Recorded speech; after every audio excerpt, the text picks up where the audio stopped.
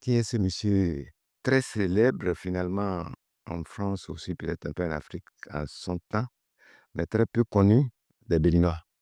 Il y a des noms que l'histoire a laissés dans ses marges, des voix étouffées trop tôt, des lumières qu'on a refusé de voir.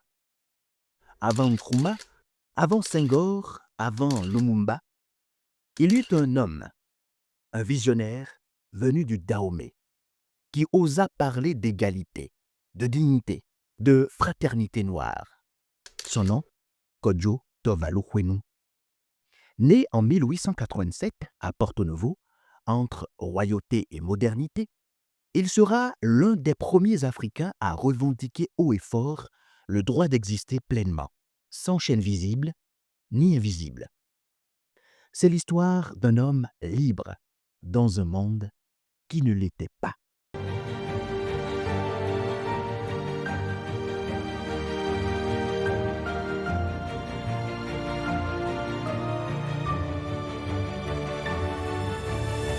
C'est le fils justement de Joseph Tovalu Kenom, qui est un entrepreneur béninois qui est resté à, à Bomey, très proche de la cour, au point où sa femme, donc la mère de notre héros, est la sœur de Béhanzin. Mais finalement, je crois qu'il y a eu un peu de bruit avec Béhanzin vers la fin. Il s'est rendu à Porto-Novo et c'est là que Marc Kodjo naîtra.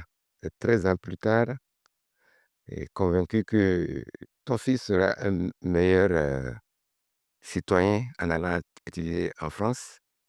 Le père les a amenés, il avait 13 ans en France et il a inscrit lui-même et sa sœur, me semble-t-il, dans un collège d'internat dans la région de Bordeaux ou à Bordeaux même. Toujours est-il que notre ami Kodjo, là-bas, il a été très studieux, très brillant. Il a fait des études de droit d'abord, il a obtenu son diplôme, et ensuite médecine. Là où Kodjo Tovalu Kenom, son nom a fait boom, c'était euh, parce que à l'époque de la ségrégation raciale qui sévissait aux États-Unis, lui étant un riche aristocrate qui commerçait énormément, qui faisait des affaires entre l'Afrique et l'Europe déjà à cette époque-là, euh, un jour, pendant qu'il était dans un restaurant en train de manger ou de boire un café, il y avait des touristes américains qui, parce qu'ils n'étaient pas habitués à voir des hommes noirs dans un restaurant, ont exigé à ce que le gérant de ce restaurant à Paris puisse sortir Kodjo Tovalu Kenom du bar simplement parce qu'il était noir. Cela a énormément, et le gérant du restaurant s'est exécuté comme cela se faisait aux États-Unis. Cela a énormément frustré Kodjo Tovalu Kenom qui, à ce moment-là, a décidé d'amplifier l'affaire. L'affaire avait fait grand bruit, même jusqu'aux États-Unis, jusqu'à ce que le gouvernement français a écrit une lettre à l'époque pour demander aux touristes de bien se comporter à Paris. Mais Kodjo Tovalu Kenom ne voulait pas s'arrêter là parce que bien avant cela, il avait fait la Première Guerre mondiale en tant que médecin dans l'armée. Donc, ce n'était pas n'importe qui. Ce n'était pas n'importe quel noir à qui on pouvait dire cela. Donc, sa volonté de dire noir, de dire non à la ségrégation raciale qui s'importait déjà en France à cette époque-là s'est amplifiée. C'est comme ça qu'il a monté un journal pour continuer à défendre la question de l'homme noir en Europe, la question de l'homme noir en Amérique et un peu partout. C'est à ce moment-là que l'État français a trouvé que Kodjo Tovalu Kenom ne rentrait plus dans l'intégration que l'État français avait pour les Noirs en France et ont commencé justement à le persécuter. Il a commencé à proposer des solutions qui, il faut le dire à ce moment-là, étaient un peu ce qu'on appelle de l'entrisme, c'est-à-dire transformer de l'intérieur. Il va finalement aux États-Unis où il rencontre son ami désormais, Marcus Garvey. Son discours au congrès de l'UNIA fait forte impression. Un Africain francophone y parle de dignité, d'unité et de liberté. Tout vient du peuple et tout va au peuple, et la voix du peuple est la voix de Dieu. L'Afrique, Le plus vieux de tous les continents peut bien disposer d'elle-même, plus légitimement que ces fantômes des nations créés par les hallucinations wilsoniennes. La race noire qui la peuple et qui a essaimé tous les continents aspire à son unité. Elle veut se libérer du cancer européen qui la ronge et la gangrène depuis des siècles. Donc, c'est une revendication pratiquement d'indépendance pour les pays africains, notamment Dahomey où il a vécu. D'ailleurs, c'est à ce moment-là, comme je voulais dire, qu'il laisse le prénom de Marc, qui devient, il était Kolkolon au départ, il devient Kwenu, il tourne à Kwenu, ainsi de suite, et il crée tout, il fait tout pour lutter dans le cadre légal. Tellement persécuté en France que Kwadwo Tuvalu Kenom avait décidé de rentrer dans son pays natal, donc notamment au Dahomey.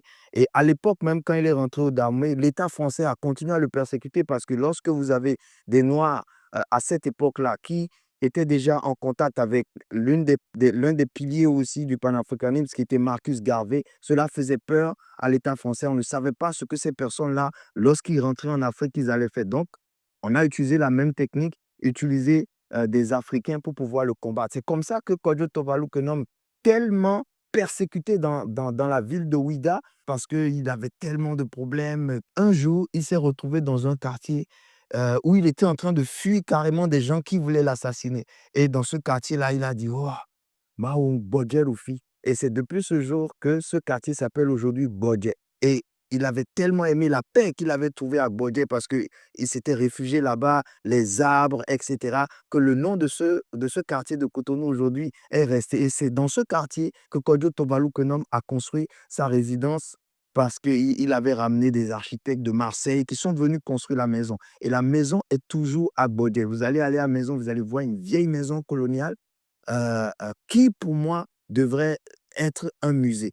Il est retourné aux États-Unis et après son mariage avec une très grande chanteuse d'opéra, je pense qu'il s'appelle Crawford, si ma mémoire est très bonne, ils se sont mariés et Kwadwo Tuvalu Kenom a décidé de ne plus retourner au Dahomey, mais cette fois, il est retourné à Dakar. Parce que à cette époque-là, Dakar était un carrefour du monde noir et il voulait faire entendre la lutte de l'homme noir, l'émancipation de l'homme noir déjà en Afrique et faire perdurer ces idées du panafricanisme. Et c'est comme ça qu'il est retourné à Dakar. Pareil, la persécution a continué là-bas à tel point qu'il s'est retrouvé en prison, affamé, l'État français ayant saisi la grande majorité de la fortune de Kwadwo Tuvalu Kenom. Il s'est retrouvé en prison et je dirais, il faut dire les choses, assassiné, tué par la maladie, mais on ne l'a pas laissé se soigner et il est mort à 49 ans. Et c'est comme ça que Kwadwo Tuvalu Kenom a fini. Il faut rappeler que c'était un très grand militant qui, sur tous les continents, déjà à une époque où la lutte, l'émancipation de l'homme noir africain n'était pas déjà très entendue. Il s'était donné les moyens en marchant aux côtés des personnes comme Marcus Garvey de la Jamaïque, en entreprenant, en créant de la richesse et en faisant tout justement pour que les États africains deviennent indépendants, les États africains puissent comprendre leur autodétermination. Ces idées politiques ont été très combattues parce que ceux qu'il combattait n'avait toujours pas intérêt à ce que l'homme noir puisse être capable de créer une autodétermination. Lorsqu'on raconte son histoire aujourd'hui, on va vous parler de radicalisation. Ça, c'est génial parce que ça, c'est quand les autres racontent l'histoire de leur point de vue.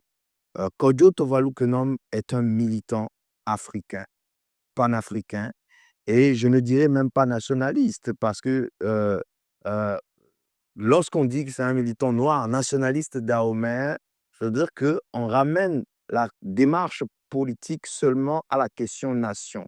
Alors que la démarche, le combat de l'homme noir, il n'est pas seulement limité à la nation que l'homme blanc a voulu créer, les petits parquets de pays qu'on appelle Bénin, Nigeria, suite à la balkanisation de l'Afrique, il s'est fait en Allemagne, qu'on a voulu créer. Donc, Kwadwo Tuvalu Kenom est un militant déjà à ce moment panafricain. Sa démarche politique était déjà au-delà de la nation. C'est dommage et parce que des personnes comme cela ne sont pas enseignées en Afrique pour la mémoire afin que l'on puisse raconter leur démarche, la démarche politique dans laquelle ils étaient, qu'est-ce qu'ils pensaient, qu'est-ce qui a fait que le nom est resté et aussi, au-delà de tout, à quel point c'était des personnes qui étaient déjà très brillantes. Donc, Kwadwo Tuvalu Konom n'était pas n'importe quel militant, il était un riche aristocrate noir qui était très connu pour ses idées politiques en Amérique. La preuve, il a épousé une très grande chanteuse d'opéra américaine avec qui il est retourné à Dakar pour aller vivre. Il s'est présenté plusieurs fois à l'élection présidentielle, même déjà à Dakar. Il a été très combattu par l'État français. Pourquoi? Parce qu'il avait des idées d'émancipation de l'homme noir à une époque. C'est pour ça que lorsqu'on va parler de Kwadwo Tuvalu Konom, moi, ça me frustre un peu lorsqu'on va dire que c'est quelqu'un de radical, parce que c'est toujours comme ça qu'on décrit les êtres humains noirs africains qui pensent l'autodétermination dans leur pays, qui pensent l'autodétermination de l'homme noir en général. L'homme qu'on voulait faire taire disparaît dans le silence. Mais son idée, elle, ne meurt pas. Car après lui, d'autres ont repris le flambeau. D'autres jeunes Africains ont transformé son rêve en mouvement, son cri en révolution.